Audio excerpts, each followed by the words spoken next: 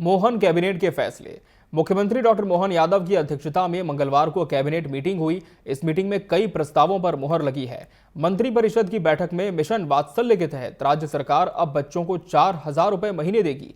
Meeting लिए निर्णयों के बारे में जानकारी देते हुए डिप्टी सीएम राजेंद्र शुक्ला ने बताया कि वात्सल्य योजना के तहत विधवा और तलाकशुदा महिला के 33 बच्चे हैं। इस राशि में 60% हिस्सा केंद्र का रहेगा, वहीं 40% हिस्सा राज्य का होगा। इसके लिए 1,000 करोड़ की लागत आएगी। इंदौर में 13 नवंबर को संपन्न हुए एमपी टेक ग्रोथ कॉन्क्लेव में 15,000 करोड़ रुपए से अधिक के निवेश प्रस्ताव प्राप्त हुए हैं, जिनसे करीब 64,000 युवाओं को रोजगार मिलने की संभावना जताई गई है। वहीं पन्ना जिले को हीरे का जीआई टैग मिलने को कैबिनेट ने प्रदेश के लिए गौरवपूर्ण उपलब्धि बताया है। बैठक में लाडली बहनों को रोजगार से जोड़ने के लिए नई योजना तैयार करने के निर्देश दिए गए हैं।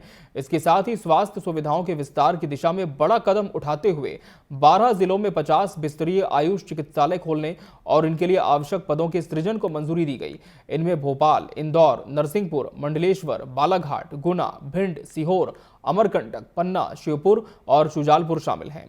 इसके अलावा बड़वानी जिले में 30 बिस्तरीय आयुष चिकित्सालय के संचालन के लिए 373 पदों और 806 मानव संसाधन सेवाओं को भी स्वीकृति प्रदान की गई है। तो मोहन कैबिनेट के अहम फैसले हुए हैं। मुख्यमंत्री डॉक्टर मोहन यादव ने क्या कुछ कहा इन फैसलों पर, आपको सुनाते हैं।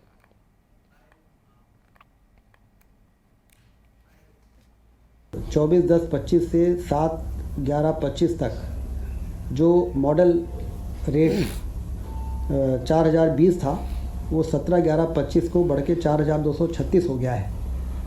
और समर्थन मूल्य से मॉडल रेट का डिफरेंस जो है वो भावांतर होता है। और अभी तक 15 दिनों में 1.33 लाख किसानों को के खाते में 233 करोड़ रुपए भावांतर की राशि अंतरण की जा चुकी है।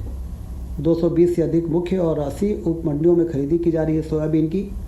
और ये भावांतर योजना से किसानों में काफ़ी हर्ष है और उनको काफ़ी लाभ मिल रहा है। जनजाति गौरव दिवस 15 नवंबर को बड़े धूमधाम से मनाया गया। जबलपुर में जो सबसे प्रमुख कार्यक्रम था पूरे प्रदेश का, उसमें वर्चुअल माध्यम से प्रधानमंत्री जी जुड़े और उन्होंने संबोधित किया। 150वीं जयंती भगवान बिरसा मुंडा की बड़वानी, अलीराजपुर, जबलपुर में विशेष आयोजन हुए। बाकी पूरे प्रदेश के सभी जिलों में इसके आयोजन हुए और काफ़ी बढ़ चढ़ के लोगों ने इस कार्यक्रम को में हिस्सा लिया और इसको अभूतपूर्व सफलता मिली है। तो मुख्यमंत्री डॉक्टर मोहन यादव की अध्यक्षता में कैबिनेट की बैठक हुई और डिप्टी सीएम राजेंद्र शुक्ला ने इस पर जानकारी दी। लेकिन कैबिनेट में और किस तरह से विशेष फैसले हुए, महिलाओं के लिए क्या कुछ इस कैबिनेट ने निर्णय लिया है, तमाम ऐसे कौन से फैसले हैं जो सीधे तौर पर जनमानस को प्रभावित करेंगे, सकारात्मक प्रभाव उनका होगा, जानने के लिए रुख कर लेते हैं मध्य प्रदेश का, जहां से हमारे एमपी एडिटर अतुल विनोद पाठक जी हमारे साथ जुड़ चुके हैं। अतुल जी, मुख्यमंत्री डॉक्टर मोहन यादव की अध्यक्षता में कैबिनेट की मीटिंग हो चुकी है, किस तरह के बड़े फैसले इस कैबिनेट की बैठक में निकलकर सामने आए हैं? देखिए, डॉक्टर मोहन यादव की सरकार लगातार निर्णय लेती जा रही है जी। जो भी जनहित के फैसले हैं उनमें कोई कोताही नहीं, कोई भी देर सवेर नहीं। जो भी फैसले लिए जाने हैं डॉक्टर मोहन यादव तत्काल निर्णय लेते हैं। न सिर्फ कैबिनेट की बैठक बल्कि आज ही कई बैठक मुख्यमंत्री अपने स्तर पर अलग अलग विभागों की अलग अलग योजनाओं की कर रहे हैं। यदि हम कैबिनेट की बैठक की बात करें तो आज की कैबिनेट बैठक ने सबसे पहले चर्चा की एमपी टेक ग्रोथ कॉन्क्लेव। आखिर ये कॉन्क्लेव कितना सफल रहा, इसका डेटा क्या है, इससे क्या मिलने जा रहा है, इन सब को लेकर कैबिनेट में विचार मंथन हुआ और कैबिनेट में बताया गया कि 15,000 करोड़ से ज्यादा के निवेश प्रस्ताव आए हैं। तो ये एक बड़ी उपलब्धि मानी जा सकती है टेक ग्रोथ कॉन्क्लेव के जरिए। और इसमें 64,000 युवाओं को रोजगार देने की बात भी कैबिनेट में बताई गई है जी। दूसरी चर्चा हुई जनजातीय गौरव दिवस। इससे पहले जनजातीय गौरव दिवस आयोजित किया गया। पूरे प्रदेश में अलग अलग स्तरों पर जनजातीय गौरव दिवस मनाने की रणनीति बनी थी। आखिर ये गौरव दिवस सरकार की मंशा के अनुरूप हुआ या नहीं हुआ, इसको लेकर चर्चा हुई। जो फीडबैक आया उससे मंत्रीगण और मुख्यमंत्री संतुष्ट दिखाई दिए। धूमधाम से ये गौरव दिवस मनाया गया। पन्ना के खाते में एक महत्वपूर्ण उपलब्धि आई है।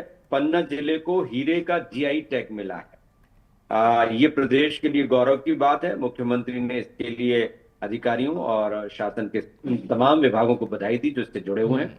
इसके बाद लाडली बहनों को रोजगार से जोड़ने के लिए सीएम ने अधिकारियों को योजना बनाने के निर्देश दिए। जी। देखिए, लाडली बहना मध्य प्रदेश सरकार की सबसे बड़ी योजना है जिसने बीजेपी को सत्ता तक पहुंचाया। इस योजना के जरिए सरकार 1500 रुपए लाडली बहनों को दे रही है।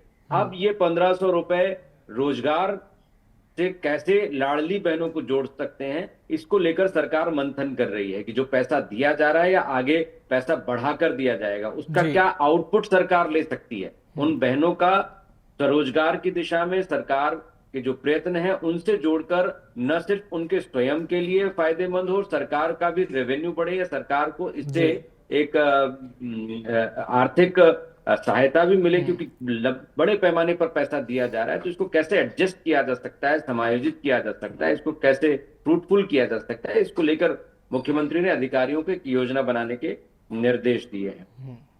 तो ये कुछ बातें हैं जो बहुत महत्वपूर्ण है। यदि हम और फैसलों की बात करें तो 12 जिलों के लिए आयुष चिकित्सालय खोलने और इन पर पदों की स्वीकृति के निर्देश दिए हैं। जैसा कि हम जानते हैं कि भोपाल में एक आयुष कैंपस भी खुला हुआ है। तो आयुष यानी जो गैर परंपरागत या परंपरागत जो हमारी चिकित्सा पद्धतियां हैं, आयुर्वेद है, यूनानी है, होम्योपैथी है, उनको लेकर 12 जिलों में विशेष आयुष चिकित्सालय खोलने की मंजूरी देना एक बड़ी बात है।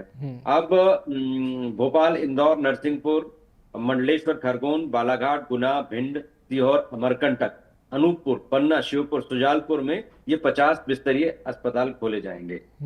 बड़वानी जिले में 30 बिस्तरीय चिकित्सालय के संचालन के लिए 373 पदों और 806 मानव संसाधन सेवाओं की स्वीकृति दी गई है। तो इस तरह से डॉक्टर मोहन यादव के नेतृत्व में कैबिनेट की बैठक हुई है। जी बिल्कुल, तो काफी बड़े फैसले इस बैठक से निकलकर सामने भी आ चुके हैं और सीधे तौर पर हम कह सकते हैं कि जनमानस के ऊपर प्रभाव डालने वाले ये फैसले हैं। बहुत बहुत धन्यवाद आपका अतुल जी, हमसे जुड़ने के लिए इस पूरे विषय पर।